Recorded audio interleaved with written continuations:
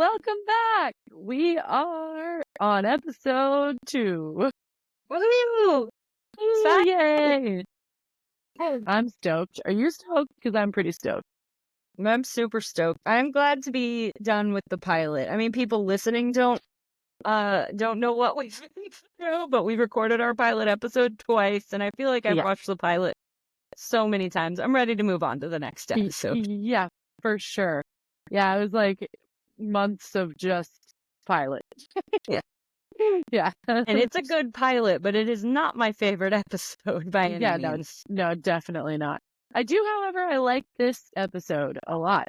Yeah, it's good. It's more like setup, but I feel like there's a story there instead of it being for sure. just setup like the pilot was, you know?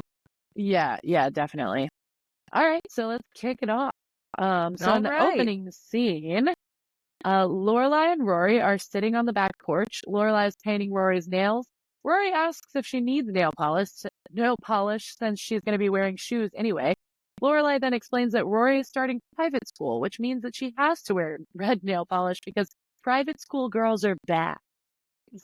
Which I'm not sure like what wearing red nail polish has to do, but it is very funny.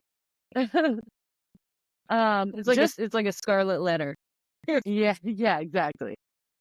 Just then, Lane runs up to their house saying, "New CD, XTC, Apple, Venus, Volume 2. According to the internet, XTC is an English rock band formed in 1972, whose music often included whimsical themes and social commentary." Whimsical themes. Which I guess, like, both of those... Well, okay, I was thinking about it, and I was like, the social commentary, I totally see them liking that. Like, they feel very, like political girlies, you know? Yes. Yes, very social justice girlies. Yeah. I was like, whimsical, and then I was thinking about it. Do you think that they would be like ACOTAR fans? Like, you know, like the romance novel fantasy girlies, or no? I don't think Do you think so. Rory I see would them be making on Book Talk? Rory would probably be on Book Talk, but I don't see them being into fantasy. I think they'd make fun of that. Like, well, I don't know, because they did later. They watched the box set of Lord of the Rings and all the bonus features and stuff. That's true. Maybe that's true. I think they're just like into any form of media, like music, film, TV. Yeah, and ACOTAR is so huge. Like, I feel like they would be into it. I'm not gonna lie to you. I'm gonna show my age. I don't know what the hell that is. A Court of Thorns and Roses, the book series. Oh, okay. I know what that is. Okay. Yeah. Book series. I got it. Yeah. I've actually thought about reading it. I haven't gotten to it yet. Okay. I'm gonna be. It's like so a romance. It's like fantasy romance, right? Yeah, I love romance. Like, I'm a bit. It's fantasy. It's about like fairies and stuff. So like, I'm a big romance girly. I love a romance book. However, I love a trashy romance novel. Oh, so much. That's my not so guilty pleasure. When I was in high school, I don't know why we had all of these books. I don't know who in our family read them, but there were all like at grandma's house and at our house, there were always like dime store romance novels, like the super cheesy, super trashy ones. And I read them all. I loved them. Yeah, like, you know, in Friends when they're talking about like Nora Bing's book, like, I'm like, I feel like I would love that book. Yes. Ross is a like real the guy Colleen Hoover fan.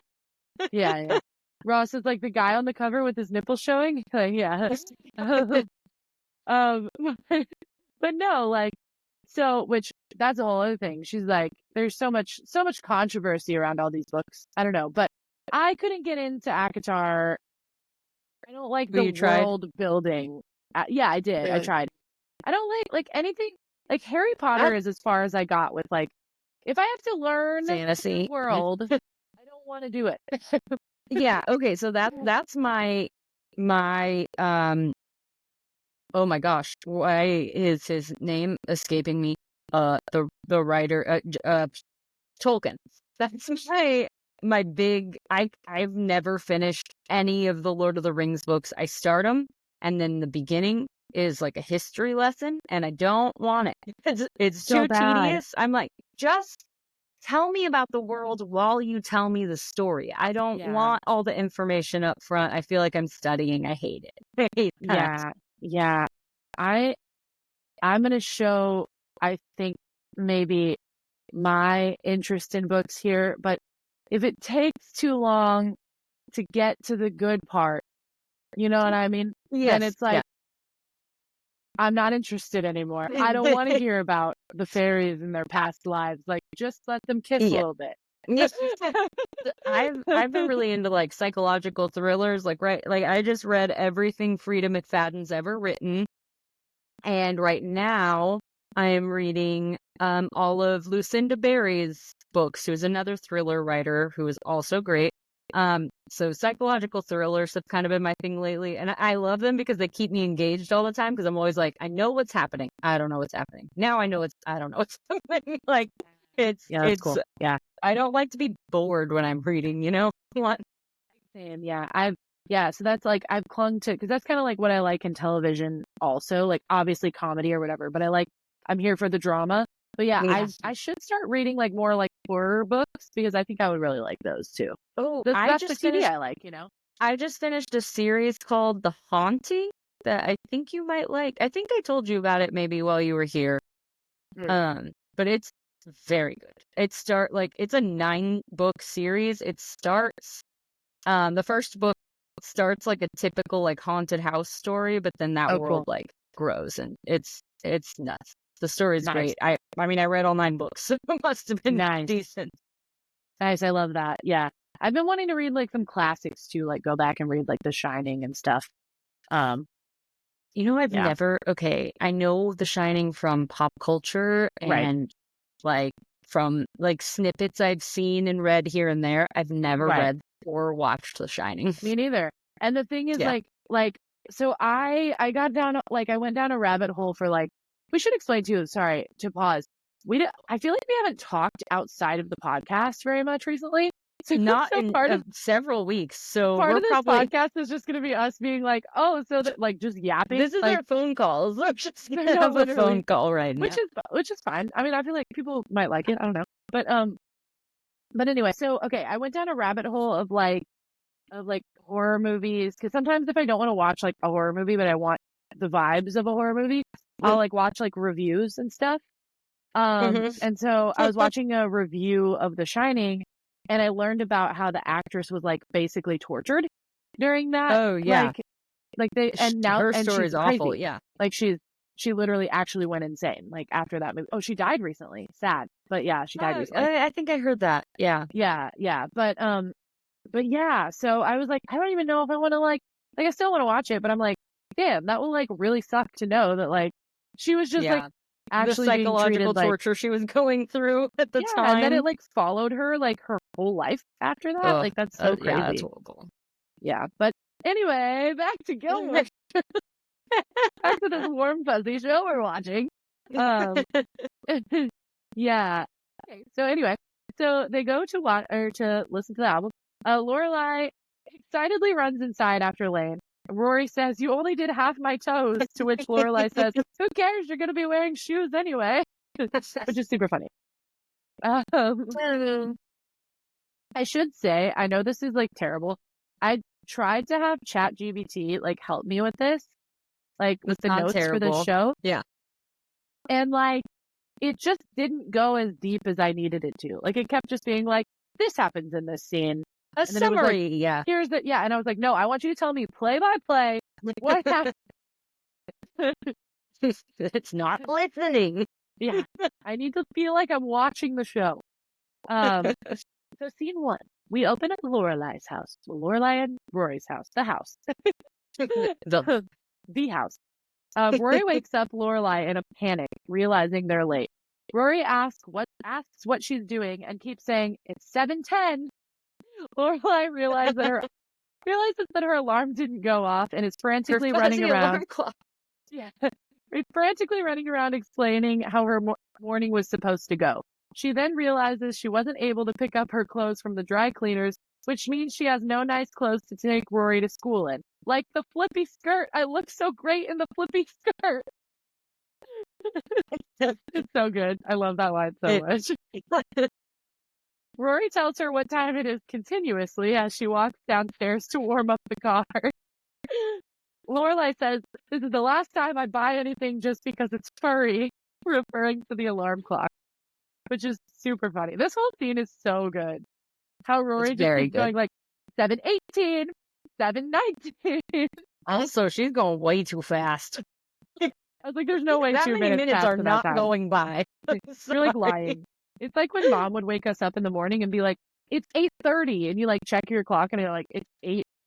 Like it's nowhere near 8:30. We've got plenty of time. She's like rushing. Mom's a worrier. Oh yeah, she do be a worrier. There's some undiagnosed anxiety disorder in there. I'm pretty sure. I think you might be.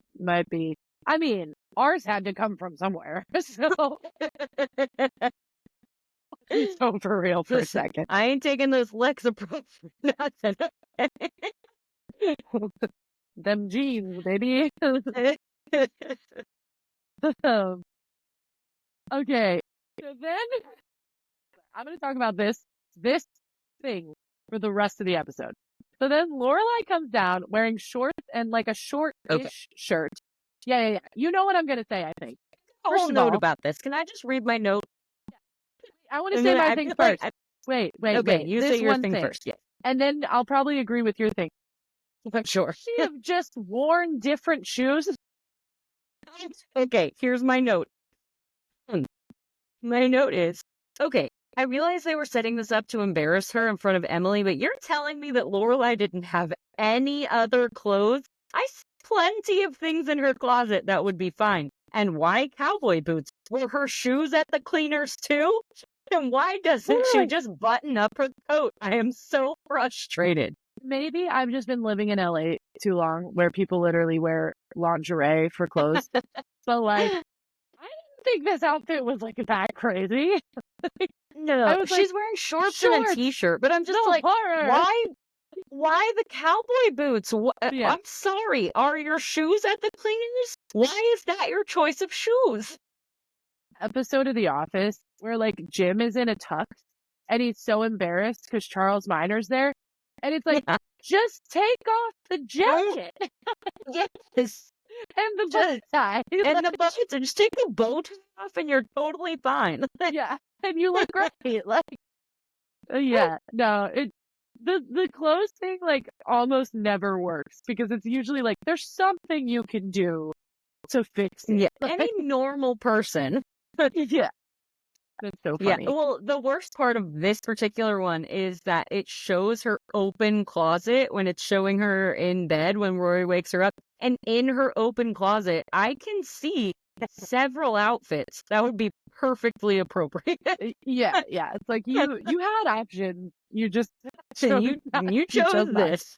You chose this. And you chose the cowboy. Yeah. The shoes are at home. This was the kicker for me. I'm like, if you put on like quite literally any other shoes, it would have been just throw on some sneakers and you look fine. Yeah, you look like you're doing literally what you're doing, which is it's cold enough that you need a winter coat and the headmaster says the heater's on and you don't have a pair of jeans laying around. Yeah. I don't believe you, frankly. Yeah, it's very unbelievable. Yeah. Okay, so then scene 2, we see them drive through the town, which is very like, she's like looking at her old school. It's like, it's a moment for sure. They pull up to Chilton and Rory says she remembers it being less off with your head. Lorelai gives Rory a pep talk saying she's an amazing kid and tells her to call if she needs anything, to which Rory says, "You're kidding, right?" realizing she's trying to get out of coming inside. They start looking for the headmaster's office, and Lorelai immediately gets hit on by a dad. Okay, he's clearly shocked that Lorelai has a daughter Rory's age because he says, "Wow, great. Daughters are a great thing." I'm being so nitpicky here. But like, he was pretty much, he was being flirty with her like the whole time. Did he think she was a student? I was gonna say, how old did he think she was? Yeah, I've never thought about that before. Yeah, why are you hitting on her when you think she's so young? Yeah, exactly. I mean, and I don't know, maybe he was like just trying to be nice, and then like he's Maybe like, he "Oh, your thought she daughter." worked there. Right? Yeah, I don't know, but No. like I was like, okay, it feels weird.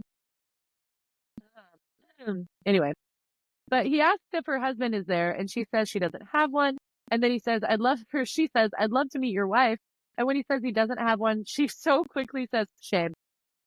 The delivery was like perfect. He's like, "Oh, I don't have one. Shame." Or he says like she passed away or something. But yeah, the delivery was like so good. Yes. So we are now in Headmaster Charleston's office. They're greeted by a woman with a very tight bun. Lorelai rambles for an uncomfortable amount of time before saying, "Is the headmaster here?" When the woman leaves, she says, "That's what happens when you go to bed without makeup on." Okay, this line's super funny. But like for someone who doesn't look their best, super mean. Am I right? So it's like, damn, is that what people say about me? For real. But it's like Lorelai keeps getting made fun of for like looking like she's a cowgirl or whatever, and she's like, "That's what it's like when you don't take your makeup off." I'm like, that's kind of mean, man. Like, I don't know. Yeah, Lorelai is a little mean. She's a little judgy in a funny way, but she's a little judgy sometimes. But anyway, they meet Headmaster Charleston in his office, and it's revealed that Emily is also there waiting.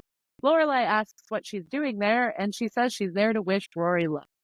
Okay, I also am confused about what Emily is doing there, because if she and the headmaster are such such old friends, couldn't she have, quote, put in a good word for Rory like any other time? Like, Yeah, if you like see quite them all the literally. time, you could have been like, quite literally "Oh any my other God, time. my granddaughter is about to start Chilton. Like, I just, I want you to know who she is and like that she's there and keep me Yeah. posted on how she's doing." You could have said that anywhere else. Emily Yeah. was there to make sure Lorelai didn't embarrass herself. Yeah. She didn't trust Lorelai. Or to like catch her in the act of embarrassing herself. One or Right. the other, Yeah,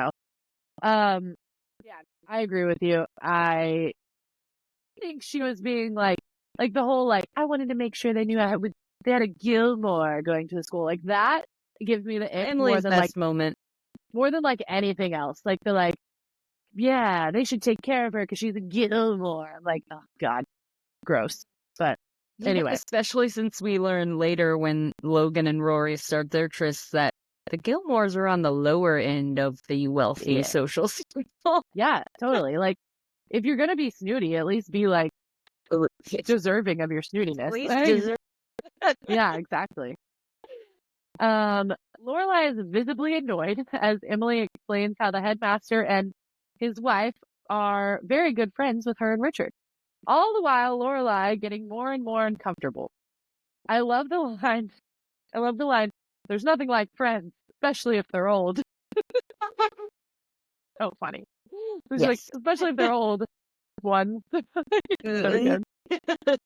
I can relate to that moment real hard. Yeah. I also have sure. a mouth that moves before my brain does sometimes. Yeah. Same here. I didn't put this in my notes, but I was thinking it while I was watching this. So like as she's going into Chilton, you know how people are like kind of looking at her like, and it's like she's being judged, because of her outfit and stuff. I just gotta say, I related to that. Like whenever she was like, clearly, we're not gonna be great friends. I was like, I related to that so hard because that happens all the time with my hair.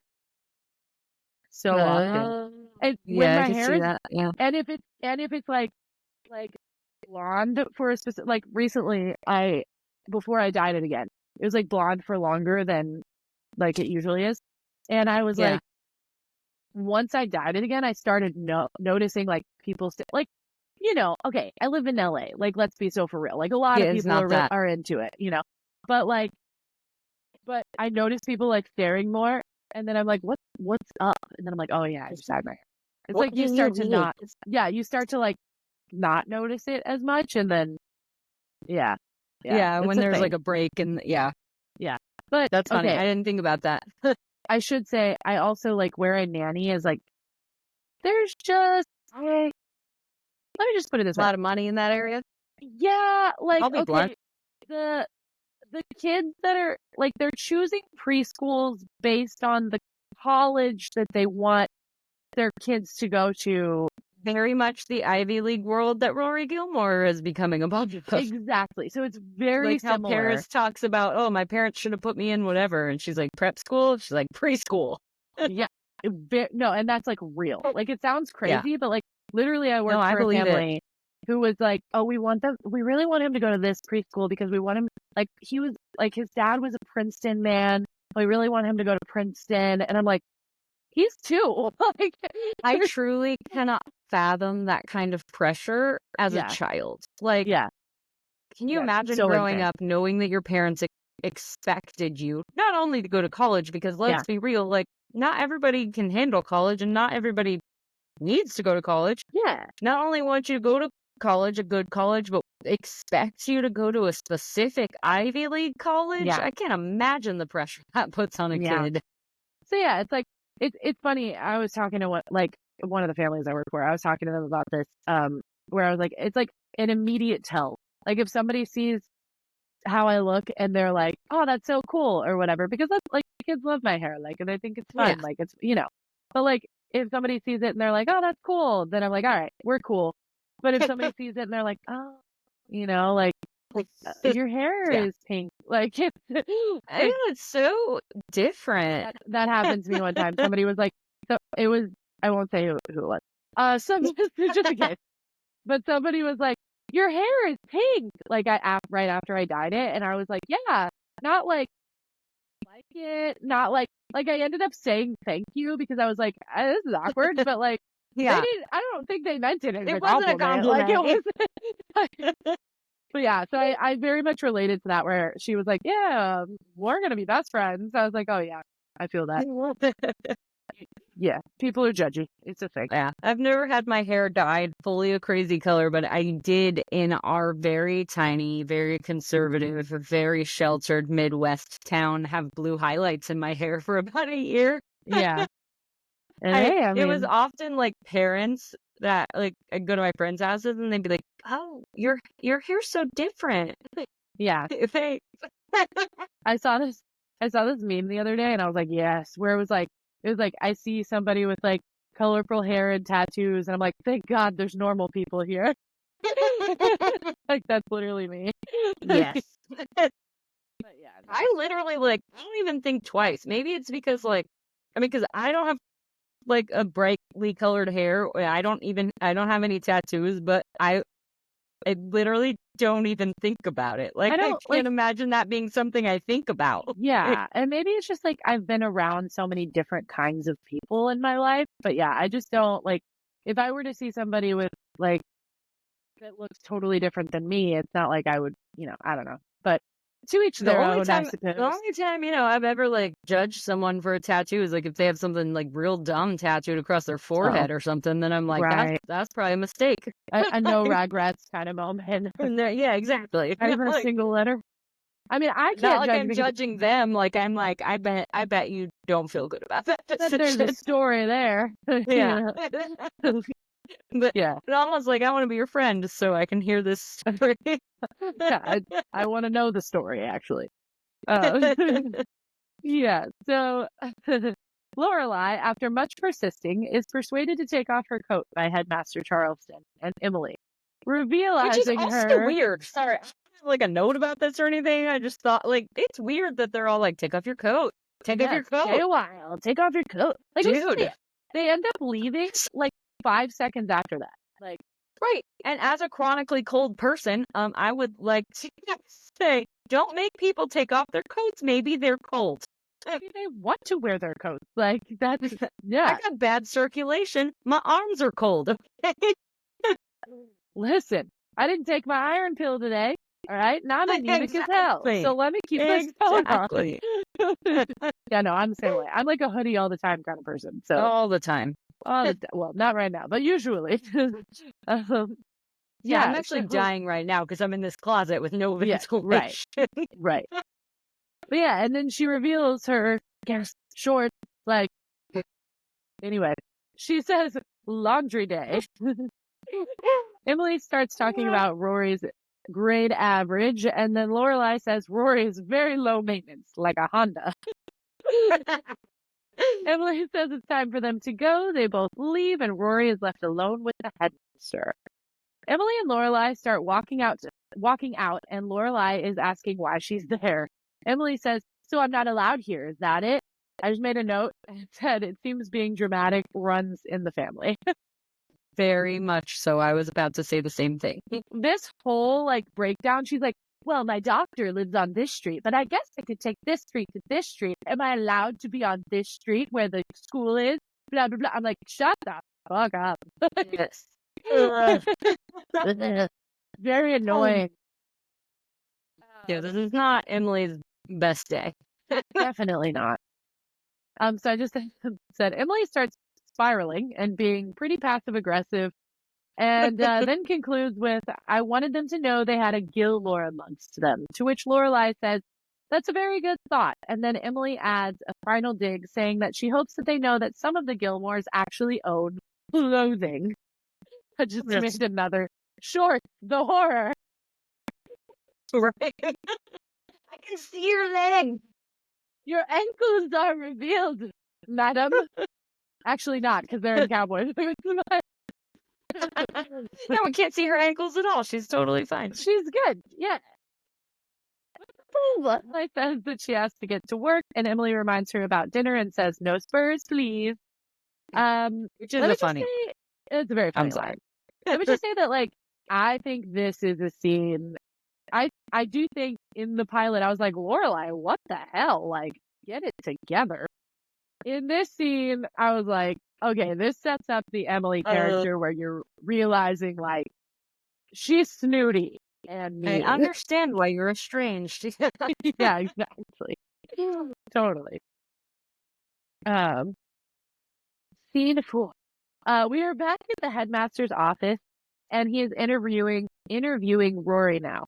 He says she's very bright. Oh, sorry. Oh, no, you're good. Why are we having this conversation on her first day of school? Wouldn't this stuff have already been discussed when she applied and probably had an entrance interview before she was accepted? Yeah.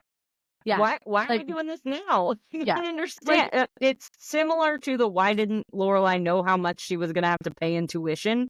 Why are you interviewing her when you've already accepted? She's already in. I don't understand what's happening. Yeah, it really makes me wonder, how did she get this far? I don't understand. When he's like, "I don't think you can handle this school." I'm like, here, why didn't you tell her that before? This is not how you get into prep schools. You apply, you interview, they call your references. It's like a job interview process. You don't go in and then they talk to you for the first time. Very confusing. I don't understand it. He says that she's very bright, but doesn't have a lot of social activities, to which she explains that just living in Stars Hollow is an activity in itself. She explains that she used to be in the German club at her school, but there were only 3 of them, and then 2 of them left to join the French club after seeing Schindler's List. I thought that was super funny. He asks her what her aspirations are, to which she explains that she wants to go to Harvard to study journalism and political science. "On your way to being," he asks, and she says, "Christiana Amanpour," who, as we know, is a renowned foreign correspondent for CNN. Headmaster Charleston questions her intentions by asking if she has to be on TV to be a part of something big. She says that it has nothing to do with it, and that she just hopes she gets to see something. Okay, I love this. I love this look into Rory's mind, and I feel like you're getting to see her her aspirations, and that she has this love for life and experiences, and I don't know, I just feel like she's becoming more lovable in this scene, you know? Before it was I want to go to Harvard, but it's why? What do you yeah. Show me your heart. Yeah, she wants to see the world. She's grown up in this tiny town. It's all she's ever known, and she wants to experience more, and I couldn't relate more, and I know you're the same. Yeah. Oh, yeah, absolutely.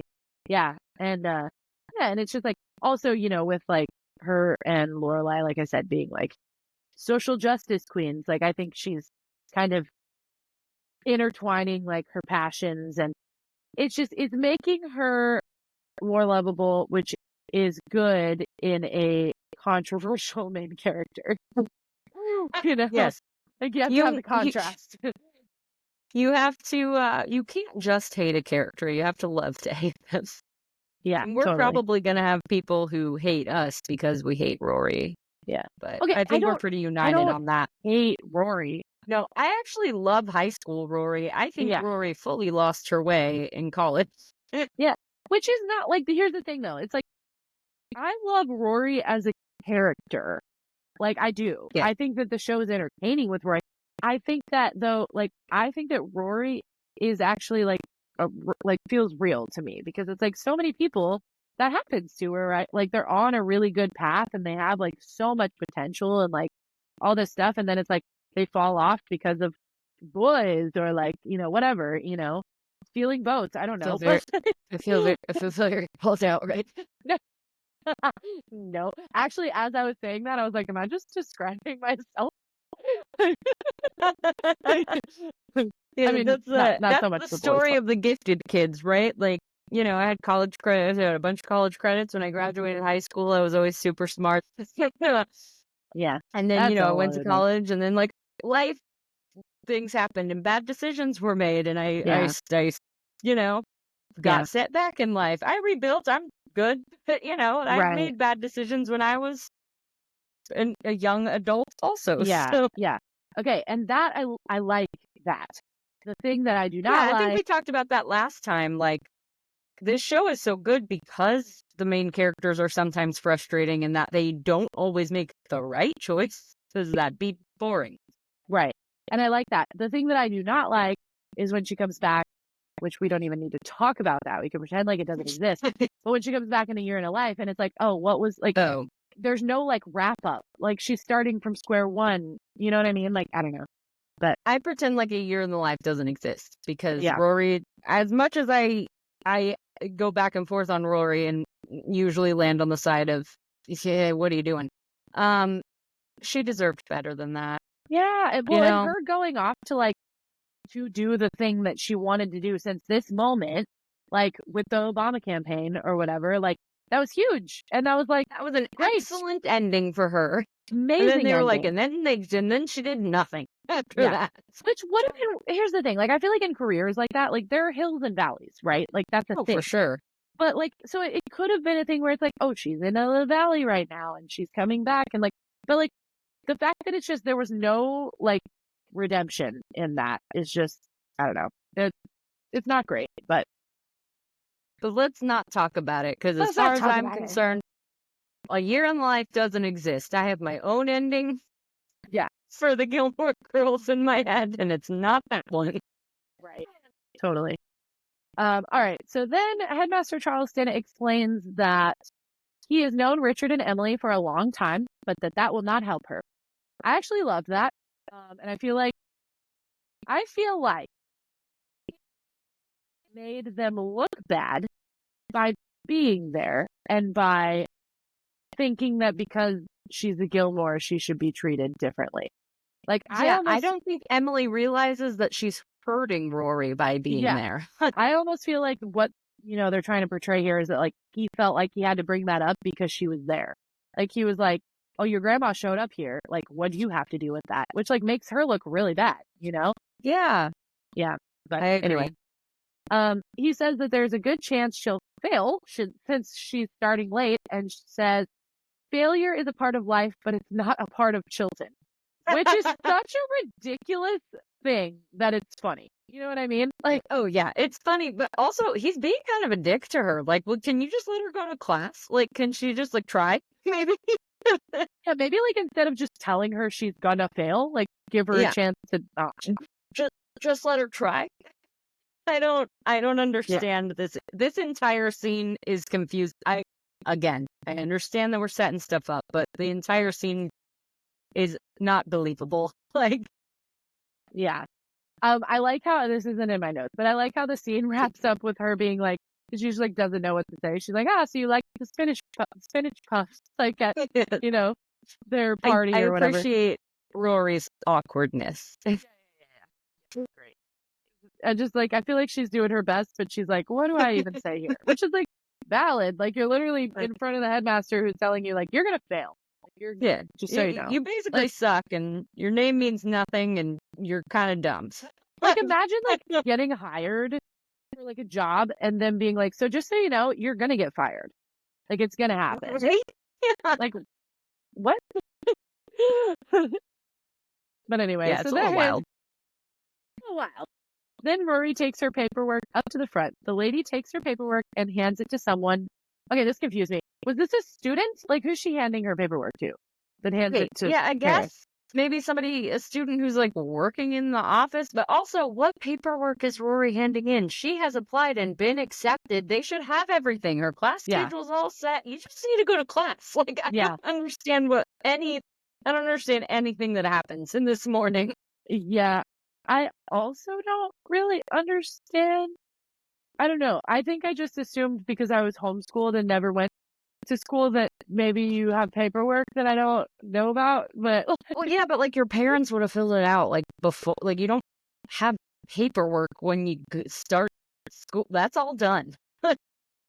Yeah. Well, anyway, the I don't know, assistant person, student, whoever it is that takes her paperwork,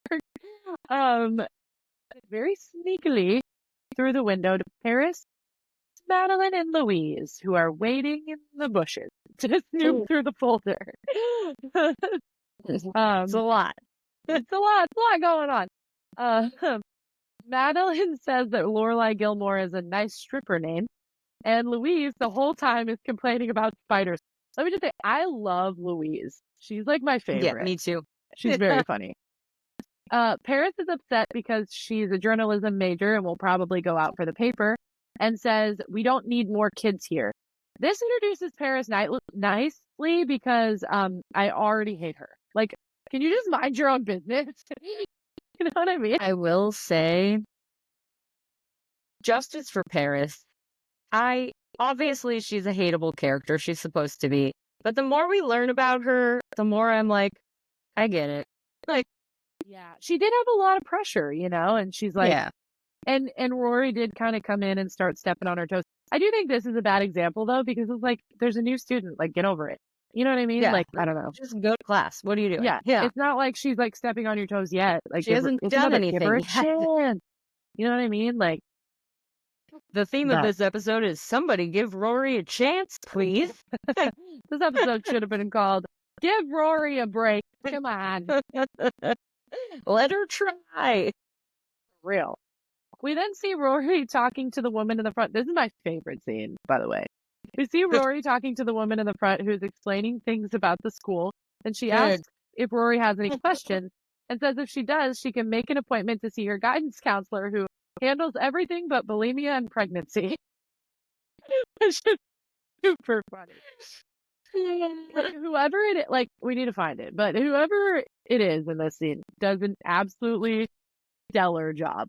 Like, her face is just, if you quote it in Latin, you get extra credit. If you like, the deadpan delivery is excellent. We'll find her. I'll find her name. I'll put it in the show notes. Right. Yes, let's do that. Give her some credit. Yeah, give that lady some credit. Well, I would like to backtrack a little bit and say, why are Madeline and Louise friends with Paris, and vice versa? Why does Paris like that? Paris hates them. Why are they friends? Yeah, that dynamic is very confusing. Like, how do you think that happened? I mean, I think it's like semi-explained at some point in a later episode that like they've been going to school together since like kindergarten. They've been friends since then, but like normally, you know, you have your friends that you've been friends with since kindergarten. You may still like care about them, but as you grow up and grow apart, you stop hanging out all the time. And like, I get maybe why Paris might cling to them because not a lot of people like Paris. So if they're willing to hang out with her, but why do they keep hanging out with her? Like, it's not like they're stupid. Like later they talk about their grades. They're both very smart. They don't need Paris's help. Yeah, it's very confusing. Yeah, I don't fully understand that either. I don't know. I mean, I think that like I think that happens sometimes, though. There's just like some unlikely friendships. Like maybe they just got really close because of like a project or something. And then, because it almost seems like they have like a love-hate relationship with her where they're like, Yeah. I don't know, but it's interesting. Here we go. Welcome back. We're back. About the fact that we look different, still the same day. I swear. Don't worry about it. I swear on it. Don't worry about it. Anyway. Should I just continue on then? Yeah, let's just pick up where we left off. So now we're back at Luke, and Lorelai comes in holding her dry cleaning. I will now quote this entire scene because it is my favorite. I screen grab it and I add it on Instagram on days when like I really needed coffee, So, yes. Right.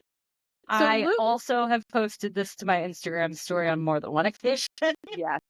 So Luke says, "There's no coffee." To which Lorelai responds, "That's not funny." He says, "I can give you herbal tea." She says, "This is not an herbal tea morning. This is a coffee morning." He replies, "Every morning for you is a coffee morning." To which Lorelai says, "This is a jumbo coffee morning, and I need coffee in an IV." He offers her tea and a balance bar. She says, "Please, please, please tell me you're kidding." He says, "I'm kidding," and goes to get the coffee. She says, "You're a sadist. You're a fiend." And then he walks out with the coffee and she says, "You're pretty." It's so good. It is one of the most iconic Gilmore Girls scene. I feel like if you want to describe Luke and Lorelai's relationship to someone, like just play them this scene alone. I should also say that's really funny because I just had pizza when I got home from work, and I bought one of those like iced coffees that it's just like ready to go, Yeah. And I had some of that, and then I kissed Jake, and he was like, "Did you just have like coffee?" And I was like, "Yeah." And he's like, "Why?" And he goes, "You taste like a weird combination of coffee and pizza." And I was like, "Why is that just me as a human being?" Like, weird combination That's of just coffee. natural taste. Yeah, and coffee and pizza. It was so funny. Oh God. Yeah, but no, it's so best banter. It's Oh God. it's cozy and funny all at once. So great. Anyway, so then Luke asks what happened this morning that was so bad, and she explained Rory's Chilton debacle. He also inquires about her shorts. Oh my God, the horror, the shorts. Do people not wear shorts in Connecticut? Because I wear shorts almost every day. Apparently, it makes you look like a cowboy. Well, she does have cowboy She does. boots. Yeah, as we've just shoes. The shoes are crazy. Why with the shoes? And again, but again, in San Antonio, if you saw someone walk around, that's what girls wear to concerts, like crop t-shirts, shorts, and cowboy boots. True. So funny. She says she has to go, and now we're watching Miss Patty teach her dance class. All right, I feel like this little moment looked over, but like it's so entertaining. Like how she takes a break and starts smoking during the dance class. Like she's like, they're all like dancing, and she's like, "I need a minute," and she like walks out and starts. It's so funny. Like just like little things love like that. She's still observing her dance class. Like she's half in, half out the door. There are like several moments of like her dance class that I really like because it's such a funny bit, and I feel like it doesn't really continue. But I wish that like walking by Miss Patty's dance class would be more of a thing.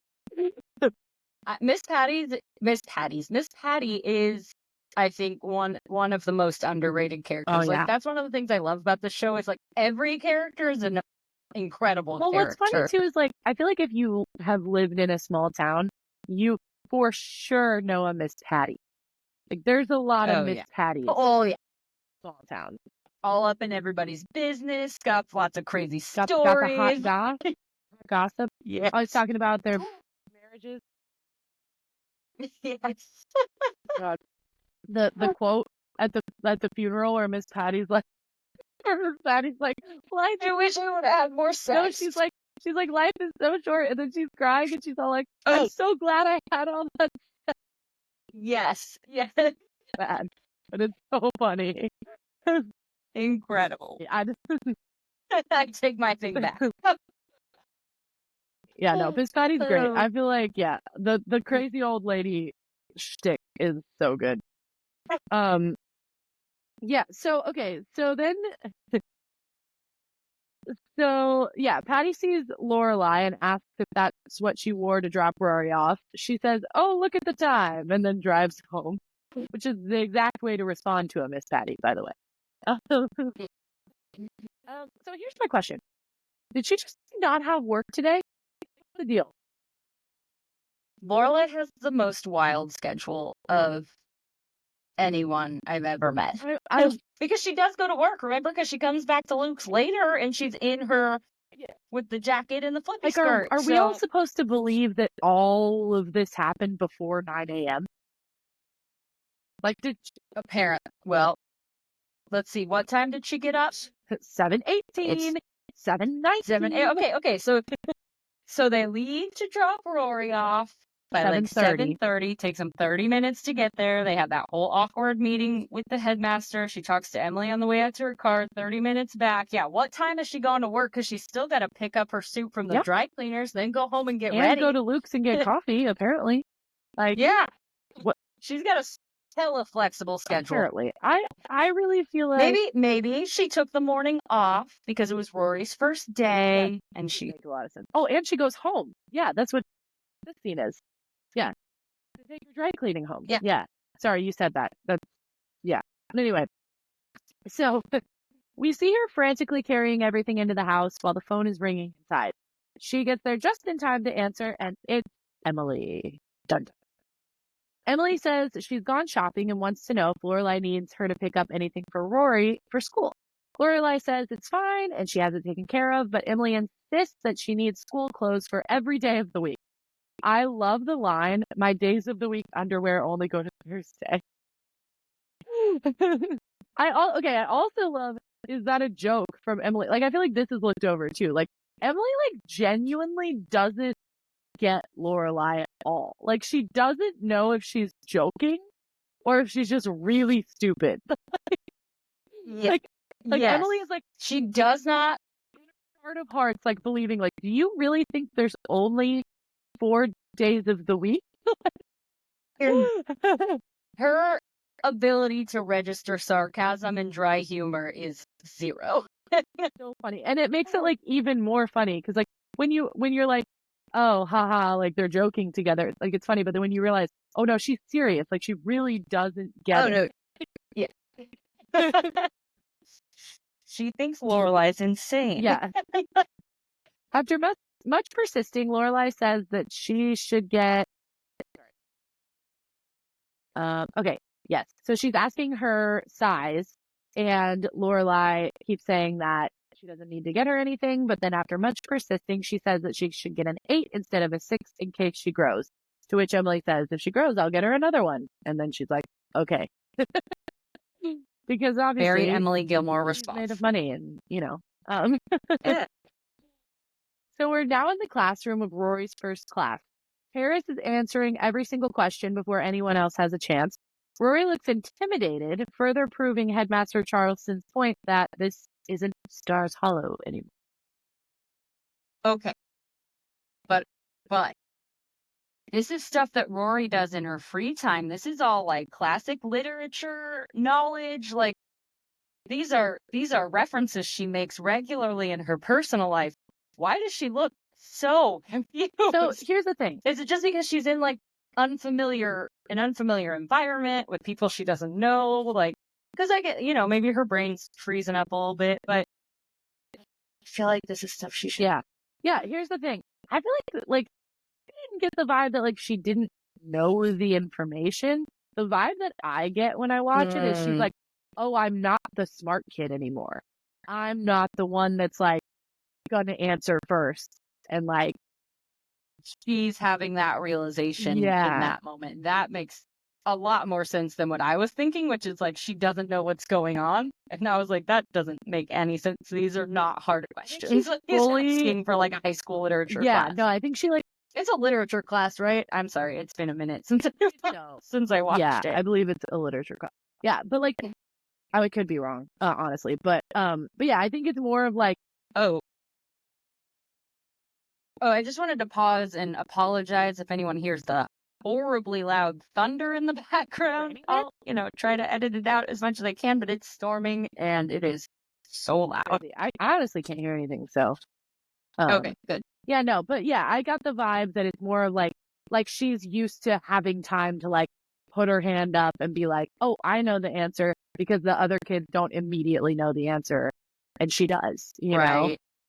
Yeah, and she's kind of a more timid character. Like she, at least like, in she the kind of first couple episodes, Right. She doesn't like immediately like jump in to situations. Like it's implied that Lane is like her only good friend in Star Shallow, you know? So I can see going to like a place full of strangers and not wanting to jump in and answer even if you know. Yeah, so but that makes sense. Yeah, and also I think it's just like it gives us a sense of like Paris's character too, like how like I think she is genuinely intimidated by Paris because Paris is like very smart and very mean and very aggressive. Yeah. And I think it's like it's the opposite of foreshadowing. Like the opposite of foreshadowing? Like I don't backshadowing. Like telling callback. Us the story? It's a callback to like when Headmaster Charleston was like, this isn't Stars Hollow, you're not the brightest girl in school anymore. That's the vibe that I got. But that makes more sense than what I read from that scene. That's fair. You're probably right. So now we meet Tristan, Chad Michael Murray. Chad Michael Murray, the heartthrob of my generation. Yes. Obviously, him and Jesse McCartney. And Jesse, exactly. Obviously well known for this and Cinderella Story. Obviously. Waiting for you is like waiting for rain in this drought. Hopeless and disappointing. Hilary Duff. Hilary Duff. The female heartthrob of my generation. It's like a perfect full circle moment. She's still like so beautiful and so like. Oh, she's gorgeous. She's had like 3 kids and she is like busy doing stuff. She runs a company, I believe, that sells like all natural diapers and like baby products, and she looks amazing at like how I want her secret. Yeah, I stand by that. She's like the only Disney star that's like doing. I mean, okay, some of that didn't go crazy for a while. She never had like a unless she had it very privately behind closed doors. Like she never had. It's sad, but it's the truth. Most child stars like have a breakdown at some point because they're under so much pressure when they're growing up. And however, she never. And I feel weird saying this because I am a huge fan of this person and also this band. But she did date a very older man when she was like 15, 16. And that man was Joel Madden. Well, that's not on her. I know. I'm just saying, like, if you're going to talk, like, surrounding her, like, it was Joel. It was Joel Madden, right? I don't know her. I don't know what she's really like. I'm just saying, like, her front-facing, like, her public persona. I've never seen anything like her do anything, like, dangerous, tragic. You know? But that's, like, quite literally the only thing I can think of that would be, like, bad. Questionable. But, and again, that's not on her. That's more on him than anything. But, anyway, moving on. I'm not gonna lie to you, I'm a fan. He walks into class late and hands the teacher a note. Then, as he's walking to his seat, he very obviously checks Rory out. Kind of weird. He got the hard eyes going on for sure. It's real weird. He like fully pauses. Girl. This is so funny to me. I'm sorry, but he leans forward to like the kid, and he's like, who's the new, wait, what does he say? He says, oh, he's like, who's that? And the guy's like, new girl. It's like he didn't have her name or anything. He was just like, oh, it's a new girl. The new girl. Thank you. But like that was enough of an answer for him. He's like, oh, okay. All right, yeah, you got it. I don't know. This reminded me of like I'm rewatching Supernatural with my husband, and every time that there's a scene with teenagers on that show, I'm like, oh my. And for another episode of the writers of Supernatural have never been nor interacted with a teenager. Yeah. I can't say I blame them. Teenagers are scary. Gerard Way said it best. Would you say that teenagers scare the living shit out of you? I can, and I did. I did it when we were Young Fest, when I was so close to Gerard Way, and I was like, he's a real person. Oh, I'm so jealous. Real, in real life. They're just people. Let me just say, too, he's so fucking weird. I am not surprised by that in the slightest. You were paying attention when we were watching them on, oh my god, what was that? Oh my god. Fuse? Yeah. Is it Fuse? Fuse, yeah. It's like MTV for emo kids? Oh, yeah. Yeah, I remember Fuse. Yeah, no, he literally, at one point, like banter into the mic, and he was like, bark like a dog. You to the crowd. It's like the weirdest shit I've ever heard in my life. Yeah, he's interesting, but we love him. As class is dismissed, Tristan says, looks like we got ourselves a Mary, referring to Rory. Where the fuck did he, what's he basing that off of? Like, she didn't do anything. No, right. There. She's existing. He's like, you fucking virgin. The one guy was like, that's the new girl. He's like, what a virgin. Like, what do you mean? Like, there's no in between, like, her being, like, saying anything or doing, like, I don't understand it at all. Anyway, that happened. The teacher calls Rory up and gives her the last study material. He says, since she's just started, she doesn't have to take the test tomorrow. She can make it up on Monday, which is crazy. Considering the size of that binder. For real. Like, oh my god, let the girl breathe. My goodness. Yeah. They don't believe in that at Chilton. That's right. Breathing? Nope. Failure is inevitable, but it's not an option at Chilton. So funny.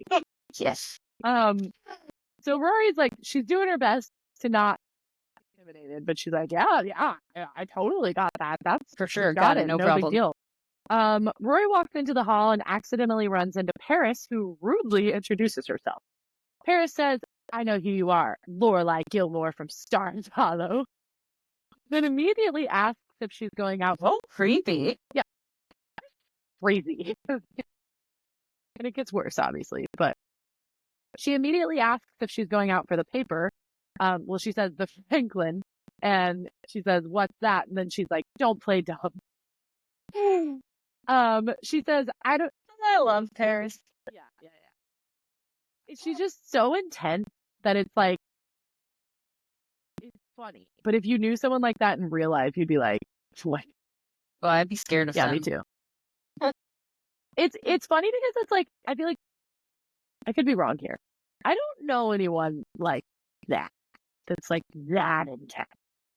You know what I mean? I know some people from my office job days that are pretty intense about work stuff, and it's like, where does it work, bro? Like, it's not competition.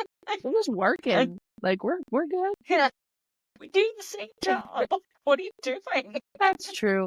I mean, I don't know if I have known anyone that intense, but yeah, I definitely, there are some people that I've known that take their jobs dummy seriously, that I'm like, oh, especially the funniest one was at the bakery. Like, there would be like, and it's always like an older person when you work at a place like that, where it's like, they take their job so seriously, and they're like, these You're like, dude, you make minimum wage. No, literally. And it's like, we have to get these cookies out. Like, our lives depend on it. Like, these people need their cookies, damn it. Dad. They're like, give me another minute. Dad. We're losing precious time. Preheat that oven. Yeah, exactly. That's exactly what it's like. So when Paris asks if she's going out for the school paper, she says, I don't know. I have to find my locker first, which I thought was very funny. Paris, very cute. Yeah. Paris says she's going to be editor next year and basically just starts being a big meathead. Rory tries to leave to get to her locker, and Paris leans into her saying she'll never catch up or beat her, and that the school paper is her domain. And don't you ever forget that. I would like to point out that she's a sophomore, so I'm guessing the school paper isn't her domain. She's just real confident that like she's gonna be running everything next year, you know? Just pretty crazy. So the scene ends with Rory saying, I guess you're not gonna let me borrow your notes, huh? To herself, which is very funny. We are now back at the inn. Suki is looking at the peaches that the produce guy just brought. The produce guy being Jackson. I love Jackson so much. An underrated character. I love. Agreed. He's so funny. He has so many funny lines that are just like I feel like people don't appreciate. I love the like soulmate, like Lily and Marshall, Suki and Jackson characters. You know what I mean? I could be wrong about this, but I don't think Jackson was supposed to be a series regular. Really? I think he was supposed to be like a few episodes. Don't quote me on this, but I'm pretty sure I read that somewhere. Or maybe I saw it on the bonus features of the DVD or something. But yeah, I think it was like him and Melissa McCarthy just had so much chemistry. They were like, oh, this is good TV. I love that. Yeah, like the Chandler and Monica, you know what I mean? Like the characters where it's like, they're not the like will they, won't they problematic ones. They're like actual relationship, you know? I love those characters. That's what makes it cozy. Yeah. Everybody sticks around for the will they, won't they, because the happy relationship is boring, but I like to see a happy relationship. Because you do, like, you get, I mean, to be fair, like, the fights are sometimes more humorous, but, like, you do get to see, like, especially in Suki and Jackson's case, because, like, they're just so, like, goofy, but... Oh, they bicker about it? Yeah. But, like, you do get to see, that's like, their dynamic. It's great. It always ends with a hug. So Suki and Jackson, which they're not together at this point. I mean, you know, obviously we're spoiling everything, but if you're listening to this and you don't know, at this point, they are not together. They just work together. Suki and Jackson are arguing about the quality of the peaches when Lorelai comes in and says, I look great, right? Then explains that this is what she was supposed to be wearing when she dropped off Rory. Suki asks Lorelai to taste the peach, and she says, a little watery, agreeing with Suki. Which Jackson goes, you planned this. I think that's so funny. They continue testing the peaches by rolling them on the floor while Lorelai updates Suki on her day and seeing Emily at the school. Suki tells Lorelai to ignore them because all that matters is that Rory is going to that school. This is a really sweet moment. Like, when Lorelai and Suki say that Rory is their hero, like, oh, I just got goosebumps. Whoa, crazy. I literally get emotional. So cute. I don't know. It's like. No, it is. They both have like unconventional paths and are maybe not exactly where they thought they wanted to go. So like them being like, my kid or like your kid that's like doing the thing that we didn't get to do, or you know whatever is like my hero. I'm just like, oh, it's sweet. I love it.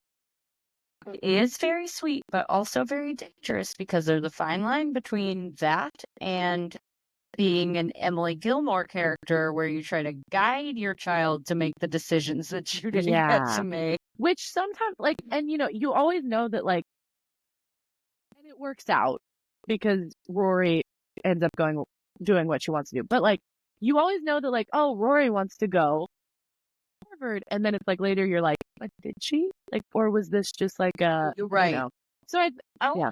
Lorelai acknowledges that at some point too. She's like, I said somewhere along the way, I think I forgot, like, was this your dream or was it mine? Yeah. Yeah. And like, I think that they toe the line a lot where it's like, yeah, like one side or the other. But I think you're right. I think it's dangerous. It's dangerous, but it's sweet at the same time. So now I think in Suki's case especially, it's very sweet. Yeah, totally. So now Michelle comes in and says there's a phone call for Lorelai and says, if I'm to fetch you like a dog, I'd like a cookie and a raise.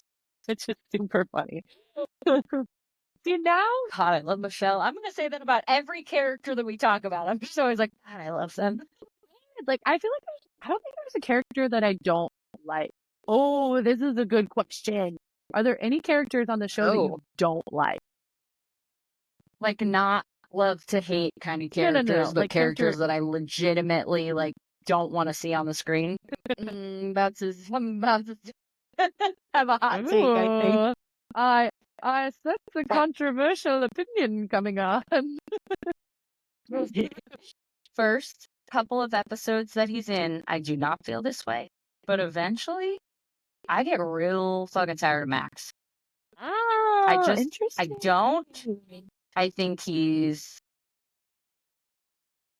try to play it like Lorelai messed up and like Lorelai didn't plan for their future and stuff. And, we'll get into this when we get to it. But I think Max was kind of pushy and yeah, I think not kinda. He literally like. We'll get to it. The proposal is crazy. Max. All right, that's fair. That's actually so fair. I am genuinely. I mean, there's the obvious one, which is Jess, but for me, it's like I get. Come on, Jess is a love to hate him character. Like I get his. So I don't think their chemistry is so you're good. Right. You're right. He's. Yeah, I'm gonna have to think about this and get back to you. It might be. And again, I wasn't expecting that question, so Max is my off the cuff answer.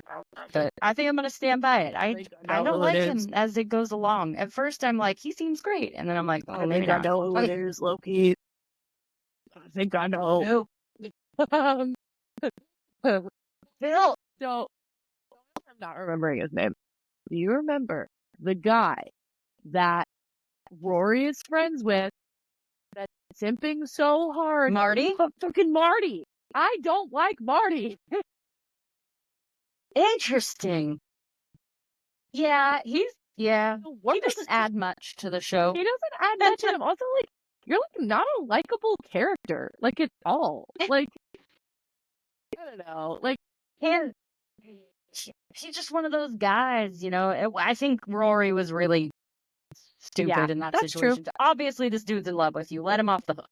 That's true. Yeah, she was dumb in that whole thing. Like, why'd she lie to her friend? That was weird. Like, that's the whole thing. We'll get into it. We'll get into it later. We're not there yet. We got opinion. We do. We have a lot of onions. We're not even into the drama yet. Once we get into like the real drama of this show, we might have to cut every episode into some parts. Or we're gonna have a lot to say. Yeah. All right. So now Lorelai goes into the lobby and answers the phone. On their way there, some ladies ask. This is my favorite part of like the whole show. Some ladies ask Michelle where they can find. Oh, that's a big. I swear to you. Listen, it's so good. You already know, but listen. All right. On their way there, some ladies ask Michelle where they can find the best antiques in town, and he says, "At your house, I guess." So good. Okay, also, I should say, one where it's funny to show real life, he would for sure have lost his job. Oh, yeah. If you were like, you're old and antique to a customer. We talked about last time how Lorelai might not be like the best boss. Michelle is a shit employee. I was about to say that. Like, he's given it back in this episode. Like, I'm like, okay, I get it now. I get the dynamic. It's a two-way street here. So Lorelai answers the phone, and it's Emily. She says, "I don't remember giving you this number." Emily says she bought a parking space at Chilton for Rory, and even though Rory doesn't have a car, Emily alludes to buying Rory a car for her birthday, and Lorelai tells her not to. Crazy. Very, very crazy. Realize until like right now when I'm reading back, like how much Emily like reaches out in this one day. Yeah. There's like that. There's the DSL that she calls her again. Like, ooh. A lot of calls from her mom. It's a lot. That's a lot to go for 16 years of virtually no contact to talking to her like 4 times in one day. Yeah, that is a lot.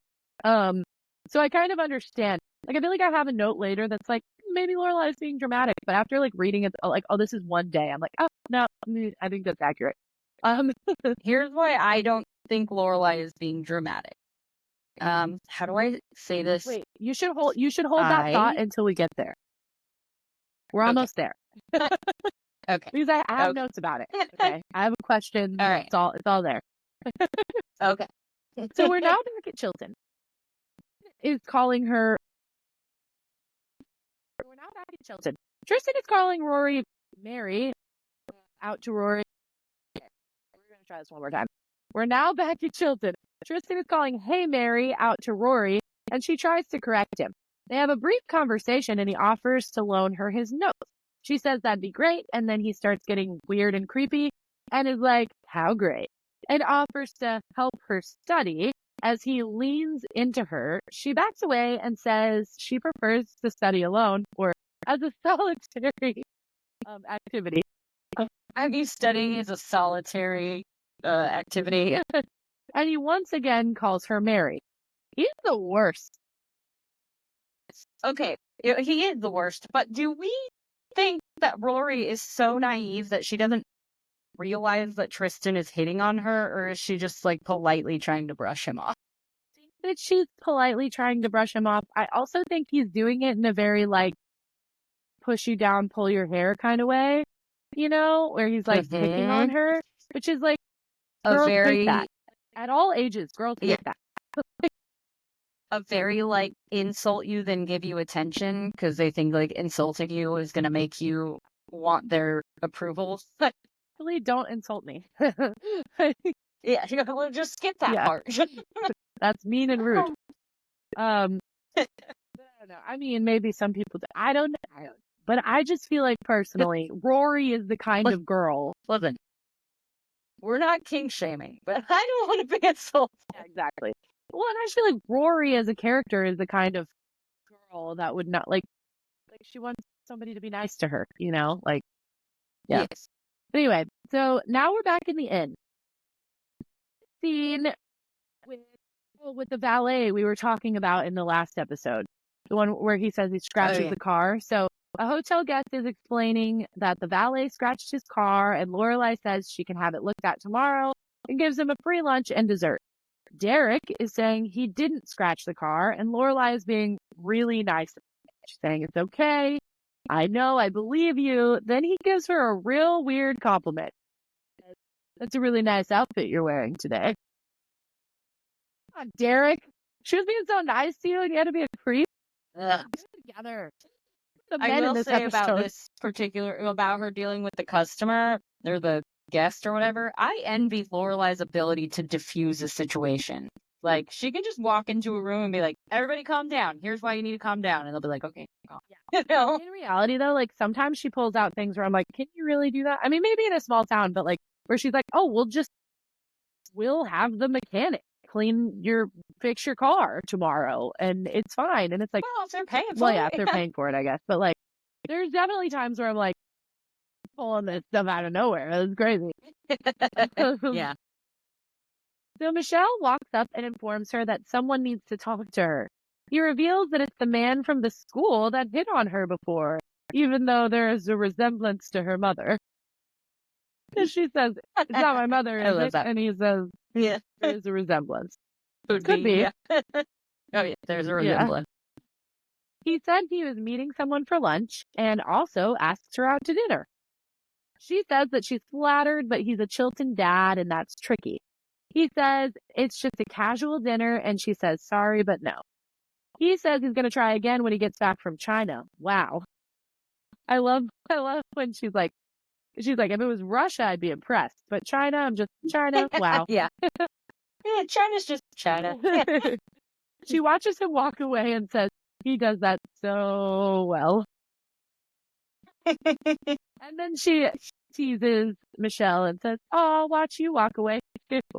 Which is very funny. But again, Michelle is very gay. Michelle is not interested in having Lorelai watch him away. I promise. No. We end the scene by seeing a group of people watching Drella play the harp. She stops mid-song and says, that's lunch, and walks off, which is very funny.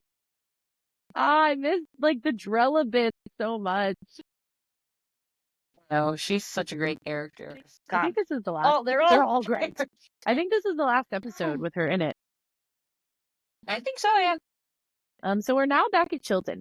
Rory is trying to open her locker, but it won't budge. She says, I'm sorry, but you're going to open, and gets thrown back by the locker into Paris, who is holding her project. It falls onto the ground and breaks into a million pieces. Crazy moment. She starts apologizing immediately, and Paris is low-key in shock. That's what I wrote down. Because, yeah. Which is fair, Understandable. I feel like my reaction would have been similar. Because it's not okay, But, also, it's not great. She clearly worked very hard on this project. Rory's like, is that a moat with water in it? Is there water in that? Yeah, is there water in that moat? She walks into the same class as Paris, and she greets her yet again with the, oh, you've got to be kidding me. The teacher comes in. The teacher comes in and asks them to sit, and then starts asking Paris to show her project. Paris says she doesn't have her project, and the teacher says she will receive an incomplete. Rory then stands up and confesses to destroying Paris's project. Paris tells her to shut up and stay out of it. Meanwhile, the teacher is really hung up on the fact that she has a nickname. All of this is going on, and she's like, what's her issue? She's like, you can't have two names. Is it Rory or Lorelai? Yeah. Which name are you? You gotta pick one. It's too confusing. I don't have a Rory Gilmore. I have a Lorelai Gilmore. Normal nickname. Yeah, that is a weird. I also wanted to say, I feel like Paris not wanting to place blame on Rory for her project being messed up would not have happened in later seasons. I feel like she would have thrown her under the bus so fast. She literally tries to get her impeached from the school, yes. board. Yeah, she for sure would have been like, my project was done and she ruined it. Yeah. She probably would have said she did it on purpose. Yeah, exactly. Yeah. I think you're absolutely right. I think that would not have flown with later season Paris. No, definitely. Senior year Paris. She says that since she is saying she wrecked the project, she has to help Paris fix it. And Paris says, absolutely not. I will do it myself. The teacher then takes the opportunity to introduce Rory, and honestly, it embarrasses the hell out of her. Can you imagine? Dumb. Can you imagine you're standing because you're I ruined this person's project? She's like, oh, that person that you all kind of hate right now? This is our new student. Wow. Yeah. Welcome. Welcome to hell. Welcome to that's hell. That's awkward Miller. anyway. I kind of hate. Why don't you stand up, say your name, and give us a fact about yourself? No. Absolutely not. My name's Emily, and I'm in this class. I don't. I mean, yeah. Can you just let me meet these people naturally, please? We'll be in a group project together. Seriously, it's so it'll be awkward. Fine. I mean, to be fair, we're talking about this, but I feel like neither one of us. Well, you did a little bit, but went to public school. No. Well, I went to college. Well, you did. Okay, there's that. Yeah, for a couple years. Yeah. I mean, there's pieces of the. Okay, I mean, as someone who was homeschooled basically my whole life, which is for the people listening is why I'm so weird. Yeah. Yeah. Hence our awkwardness. Yeah. Weird and dumb. That's me. The lights are on, but nobody's home. I would say name that show, but I feel like you wouldn't know that one. That's me. The lights are on and nobody's home. This is a tough one for you, I think. Know. Should I just tell you? Is there another quote that I might know more? Well, I mean, I could do like a real obvious one. Okay, yeah, do that. I'm struggling. Is it New Girl? Oh, Boy Meets World. Wait, what? Oh, Feeny. I'm sorry. I did not think that's what you were saying. I'm sorry. I did. I'm telling you. I did quote You're New Girl. cutting in and out a little bit. Okay. I did quote New Girl For me. Earlier when I was like, "Welcome to hell, Miller." Oh yeah. But anyway, yeah, Boy Meets World. God. Yeah, I was not the Boy Meets World fan that you are. Yeah. But I appreciate it, but I haven't watched it. So good. But yeah, no, I feel like having been homeschooled most of my life, there are like episodes of things where it's like they're in like class, and I'm like, is this like what it's really like? I genuinely don't know. I went to public school until almost middle school, and then I was homeschooled, and then for a few years of high school, I did like a private school co-op thing / took community college classes, and then went to college for like a year and a half after I graduated. So, I've got a mix of experience. Yeah. What do you think? Chilton, where's it at? I would say, like, just in general, like, if you're watching TV, no, that's probably not how it actually is. Yeah, that's fair. That's fair. Let's see. So, the Stars Hollow. Miss Hattie is telling the dance students who are carrying books on top of their head that if they drop the book, Harry will die and there will be no more books. That's a new Harry Potter on your head, she said. Which is very funny and also very ironic. Yes. The plot of Harry Potter. I will spoil for you now. So spoilers for Harry Potter. Jesus. I didn't say anything.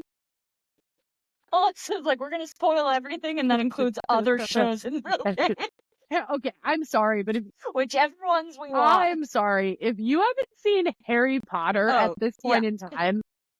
If Harry Potter ends, that's on you. Harry doesn't. Okay, the boy who lived must die, but comes back to life. Kind of. It's very confusing.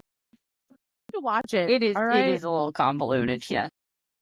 At this point, they didn't know that because it was before all of that happened. That's true. I think we were probably only on book 2 by then. Yeah. Maybe 3. I don't know. Anyway. When was it? 2002?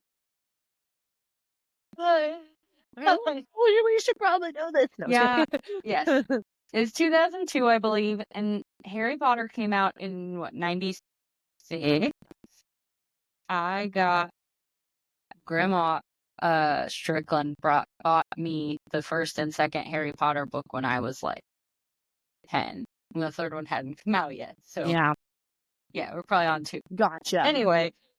She then sees Lorelai walking by and says, "Now that's how you should have been dressed this morning, Missy." I gotta tell you, if somebody said some shit like that to me, I'd be like, "You need to mind your business." That's how I want. Yes. Well, I mean, you gotta remember, we're in a fictional tiny town where everyone's in your business all the time. I know. I just she was used to something it. about the Missy. It hit me in a weird way where I was like, oh. Yeah, the Missy's not great. Not great. Oh, I should tell a story.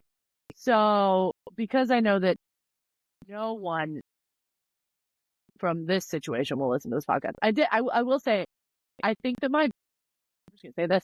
I think that my boss listened to our first podcast because I said, no, no, it's fine. But I remembered that I meant for me. Oh no, like I know your boss. No, like I remembered that there was a part where I was like, people that hire nannies ask them to do all kinds of crazy stuff. But I did caveat that. You said not my current job. My current job is great. Yes, I did say that. So I was like, I thought about that and I was like, oh no, did I like accidentally allude to like my job being bad? But then I was like, no, I didn't. Because it's not. Because it is great. I have a wonderful job. We literally spent half the day today just getting coffee at this bougie coffee shop. It was great. It was wonderful. But I had a job at one point in time at a preschool, and there was this dad that would always a long time ago. a long time ago. There was this dad that would always come in and always like say something about what I was wearing. Cause like, I've always been like a weird emo kid. Like, Ew. Yeah, it was so strange. Like I've always been like, so I would have like You were very young when you worked this preschool. Maybe dads shouldn't be commenting on teenage girls' clothes at all. Yeah. It was very strange. Yeah, so like really go in the bathroom and like hide. Like, cause okay, he wouldn't say anything like in a positive way, like in any sense, which I guess is like a good thing. But he'd be like, oh, like, what are you wearing? Did you like we had this little girl that would like dress really weird, and he'd be like, oh, did you like raid her closet today? And like, I don't know, it was just like a weird, like it was always like a weird comment. And it like reminds me of this, where it's like, yeah, not like, you know what I mean? Yeah. Let's just super strange. Keep our opinions to ourselves. Whatever floats your boat, just don't sink mine. So Luke and Lorelai starts complaining immediately when she walks in. Luke pours her some coffee. She says, so no lectures? As he pours her coffee, and he says his blood sugar is low and he'll eat an apple and get back to her, which is very funny. She then tells him about the guy that asked her out, and he says, really? You going? He then starts saying it's good that she turned him down because he's probably old. I love this whole exchange where he's like, well, he has a kid in high school, and she's like me. Yeah. It's funny because it's like he starts, like doing that, and then she's like, right. It's good I turned him down because of the age, right? And it's like, it's cute. Sure. It's very cute. Yeah. I made a note. I said, okay, the vibe I'm getting is they're establishing Luke's interest in her dating life, and it all feels very flirty here, which is nice. She then confirms that she will not be going out with him, and Luke seems rather happy about it. Then Lorelai gets a call from Babette. Is this the first Babette? Yeah, I think so. She says she has to go, and Luke says it's on the house because he gave her decaf, which is super funny. So, before we move away from this scene, Luke always be fixing that toaster, man. Like I think it's time for a new one, bud. Just give it up. Get a new toaster. Yeah, also, I don't think I've ever seen anyone fix a toaster before. Like literally for years, he's fixing that toaster. You run a diner, you sell breakfast, get a new toaster. So funny because that like as they were filming, they were like, I don't know, just be doing something, fix the toaster. Yeah. Yep. You're across the department. They were like, just be busy with your hands, and he was like, I know, I'll grab the toaster again. Oh, I know, I got this toaster. Yeah, so funny. But yeah, so we then pull up to the house and we see Babette and Maury. Babette starts explaining that a bunch of guys came up to the house and they were sniffing around. Maury says, tell her about the gnome, baby. So cute. Can't trust a man. Treat a gnome like. Yeah. And Babette says that they kicked the gnome right in the head. Yeah, I have a note. I said, I love the line, gnome kicking says a lot about a man's character. Oh, yeah, they're... And then we meet Mick, who eventually becomes Kirk. The Kirk that we know and love. I love that they never acknowledge this. They're like, hey, you're gonna come back and be somebody different, and then they're like, hey, you're gonna come back with a different job every time, but we'll give you a permanent name. I love it. Like, the Kirk bit of him working at literally every single place is my favorite thing. He's always the one working. So good. It's great. Like, how is he at Dosey's Market and also at the same time at like the drug makeup store and also at the same time at the soda shop, and like, it's so good. and installing internet and security systems. I also made a note. I just said, oh my God, Sean Gunn. Like, so funny. So funny. He's so good. And like, I think he probably becomes more successful than like every single person. That may be an untrue statement, but he becomes insanely successful after this. He is the Marvel guy. I would say not as like forward-facing successful as you may have an argument with Melissa McCarthy. True, yeah. Yeah, but he does big things. He's more like,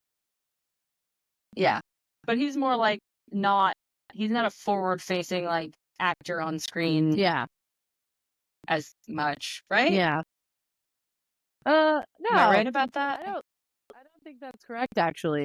I'm going to look it up literally right now because I don't want to be wrong about this because give it a Google. I think that we just don't watch the stuff that he's in. Yeah. Hold on. Let me do this on IMDb. I do know he was involved in the Avengers franchise or Guardians of the Galaxy, which is the Avengers franchise, but or Marvel franchise, whatever, you know what I'm talking about. Yeah, he is. Oh, Rocket. Yeah. He's in the Marvelous Mrs. Maisel, the Doctor, Guardians of the Galaxy. Here, hold on. Yeah. Thor. I think he's in The Rookie. Right. I think he's in a lot of Squad. Things. I think we're just not. Yeah, he is. You're right. Not superhero fan. But again, a lot of the like all the Avengers stuff, he's like in the background. He's working. He's on set, but he's not in the movie. Interesting. You know? Okay. Yeah. But yeah, so he does a lot. But yeah, he's great. Anyway. But yes, he's incredibly successful. Yes.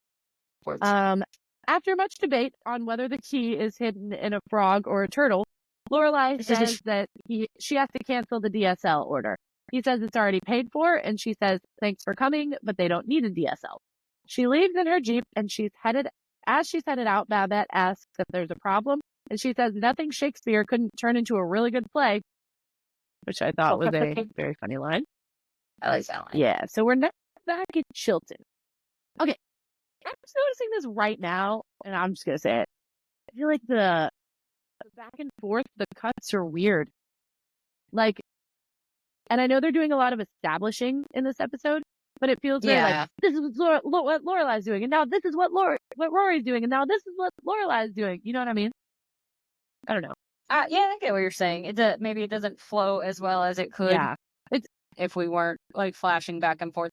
Maybe it was purposeful this day, just because like they were both having a shitty day, so they wanted to be like, "Here's how Rory's day is shitty," and at the same time, this is what Lorelai's going through. Maybe it was like a going through their day together kind of thing. I also think it will be interesting to see because this all happens in one day. Like in later episodes, is that the case? Like, is it like a no? I would say most of the episodes, I think, take place over the course of like a week. Okay. Roughly. Okay. Yeah, we'll have to track that because this is like a day, which is interesting. And maybe that's also the reason for the back and forth. I think the episode is called... Hold on. Hold, please. Stand by. Girls, episode 2. Oh, season 1, episode 2. Okay. It's called The Lorelais First Day at Chilton. Oh, so okay. It's supposed to... Yeah. Okay, so that makes sense. Yep. So we're now back at Chilton, and Rory is writing an I'm sorry note to Paris. Paris crumbles it up without even looking at it and drops it on the floor. Rory then, without missing a beat, answers the question the teacher just asked before Paris can. We see her do it again as Paris gets more and more frustrated. Paris says on the way out, "Out of my way, I'll make this school a living hell for you." And Tristan once again calls her Mary. She's insane. Starting a new job and you meet someone and they're like, "I will make this job a living hell for you." Jesus Christ. Okay, buddy. I'll be emailing HR that night. You know what I mean? Yeah, crazy. So in conclusion, kids are dick and sucky first day. Yep.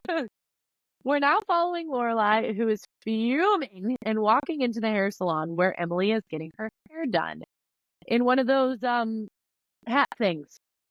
Is that a dryer? What is that? Hair dryer? Okay. Yeah. She immediately says, "You're not buying us a DSL." And Emily says, "This is hardly the place." Emily says Rory needs the internet for school, and Lorelai says they like the internet to be slow because they can turn it on and do a little dance and make a sandwich. And with fast internet, they would starve. Lorelai then says that Emily cannot buy Rory a car or provide her with any more school clothes. All right. So this is where I made the note. How do we feel about this? Is she setting good boundaries, or is she being too protective? I think that Lorelai knows her mother. In my experience, when people offer you financial assistance with seemingly nothing in return, the thing they are actually expecting in return is control. It looks like a kind gesture from the outside, but at the root of it, it is wanting to dictate the direction that your life goes and the choices that you make. Yeah. And they're able to do that because they're making financial moves for you, and you would lose things. You know, that's my opinion. Yeah. However, right or wrong, I respect Lorelai's ability to stand up for herself. Yeah. As a recovering people pleaser, give me an ounce of that confidence. Honestly, yeah. I mean, I'm sorry if that was a convoluted way to say what I was trying to say. I was trying to not be specific. No, that's fair. I feel like the thing that makes the show so good, right, is like you get you understand that like Emily feels like she missed out on like getting to see Rory grow up and you don't, like, depending on who you are, but like also get the side of it that's like, but Emily's trying to get control. So it's like, is it like you keep going back and forth on like, is it that just that she like wants to be a part of Rory's life and feel like she's helping her, or is it that she's trying to like control Lorelai and like whatever? And like, and we'll talk about this later, but like I like the moments where they give Emily like a more human moment, because it's easy. Like it'd be so easy if it was just like she was always bad and it was like, okay, well she sucks, you know? Yeah, well we just hate her. Yeah. But then it's like whenever she sees that like Lorelai her leg and she didn't even know, and she's like, I don't know my daughter at all. Like you feel bad for her. Yeah. You're like, you missed out on that time, you know? So I actually really like Emily, and I generally give her the benefit of the doubt, and I understand her point of view, where she's coming from, her upbringing. She, certain things were expected of her, so she expected them of her daughter. Like, I get that's not an excuse for bad behavior, but I sympathize with Emily a lot. But in this case, I think this is more about, if I keep throwing money at you, you came to ask for money, so let me keep throwing money at you. And that's just the vibe I got. And that may be that may be a biased thought on my part. I'll just say. Well, no, I think you're absolutely right. And also it's the overbearingness of it too, because it's like you said, you go for like years without like ever talking to this person, and then they call you like 5 times in one day. Like that's crazy. It's very much a give them an inch and they'll take a mile. Lorelai came, she said, I need this assistance. I will give you this in return. And Emily took that to mean the door was flung open and she could keep moving in on their lives, Yeah, totally.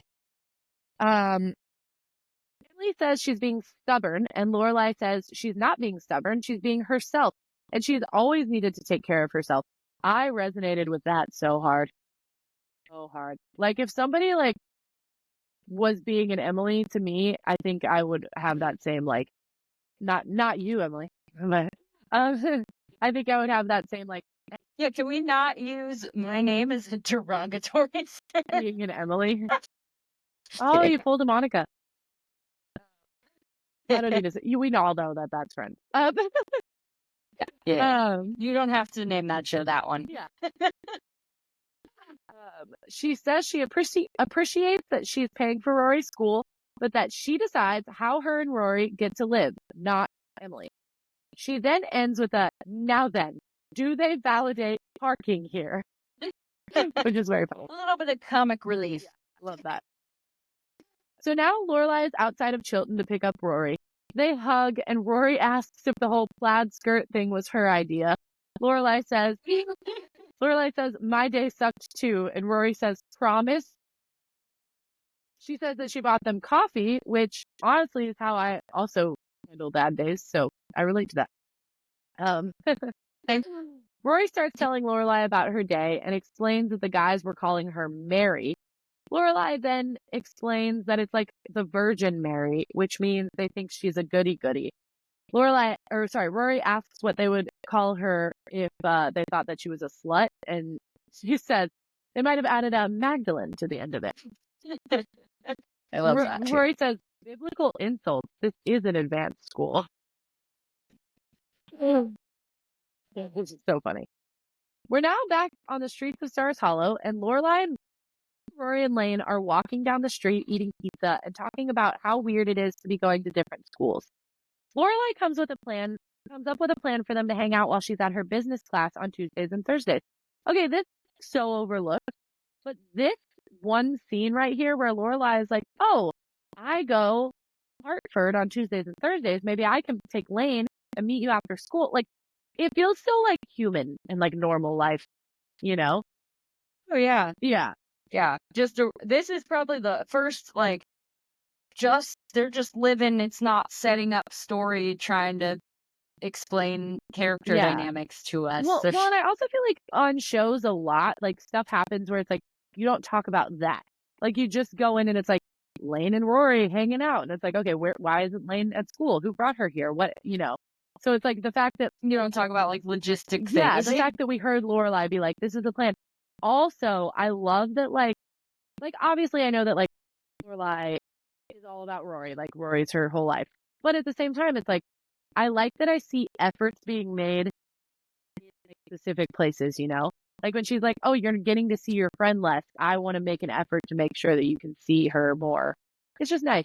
Like, I like that they add stuff like that. I think at the end of the day, despite her mistakes, Lorelai is an excellent mother. She cares about her daughter. Yeah. She truly wants what's best for her. I think Lorelai Gilmore, is at least my favorite, but I think the best character on the show. Like, she's just so relatable and fun and yeah. But anyway, yeah, I agree. Lorelai might be my favorite character. Like, same of any show. Yeah, same.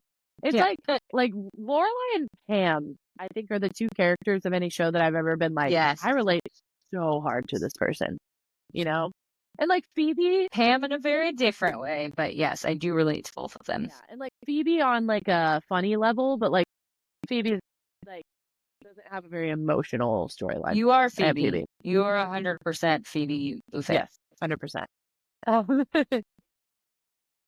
Lane says that she's late for dinner, and Lorelai says, your mother's going to kill me if I keep sending you home fed and happy, which is very funny. Yeah, I have that line written down. I love that line so much. So good. I also like Lane's line where she's like, it's good. Finally noticed some of the other kids. Yeah. She's like, I wasn't talking to you as much. I noticed there's other kids in the class, actually, also.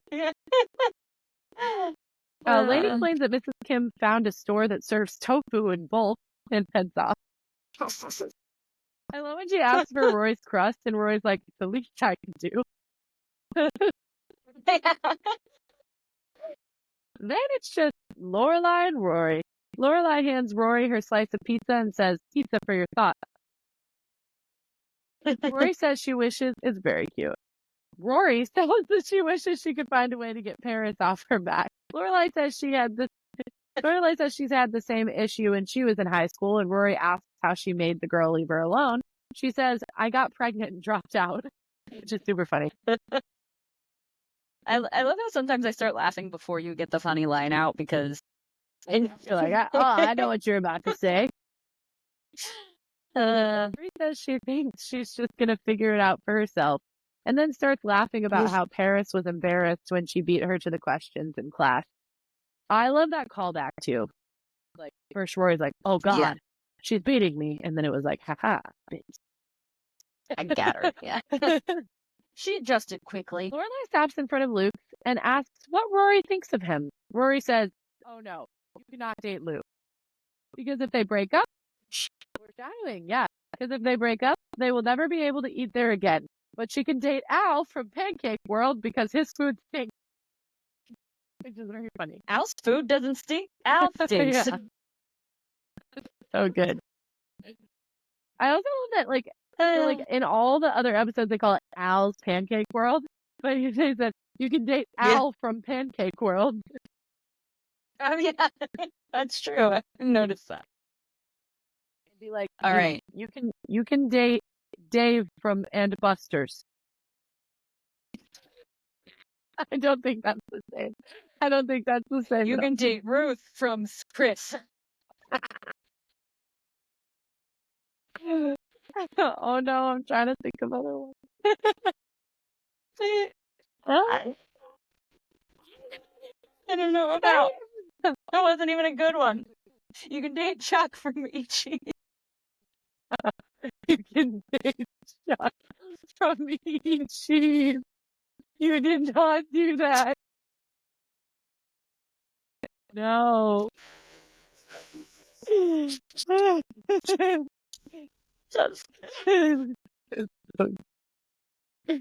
That's all I got. Oh man. Oh. Okay, can I say the thing you I can wanted date to Ruby from Tuesdays. Dang it, I used to work. Oh, boy. You can't date 5 guys. I mean, you can do whatever you want. I mean, you can. Sounds like a whole lot of work, but you know, you can. Do you? Anyway, moving on. Okay. When the girls walk by the diner and Luke walks outside, he kind of sees them walking away. He turns around, flips the sign over to closed, and goes back in. Was he waiting and keeping the diner open for them? Because he, like, clocks them, and he's like, oh, they're not coming in, and he flips the sign around. That detail. I hope so. That would make me so happy. If so, it's very sweet, but they didn't stop at all. They didn't even look.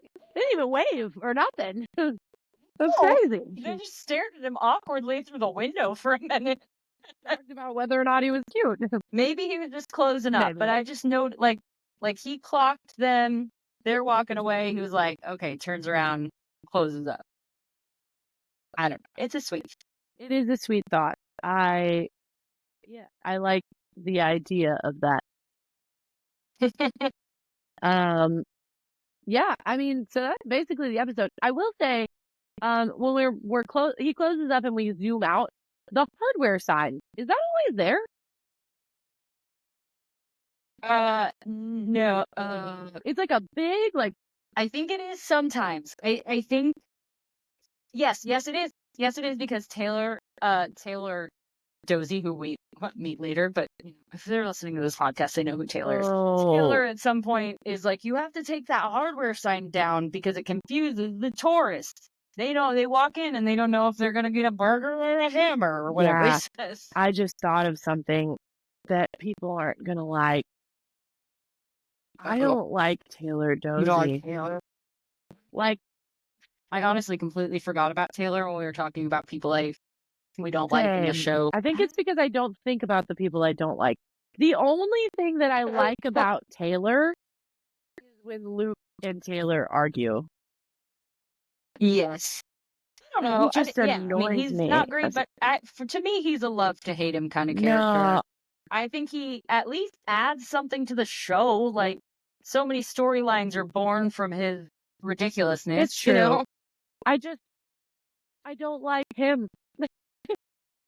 Like, it's like one of those situations where it's like a Everybody Loves Raymond kind of thing, where it's like the picture kind of sucks.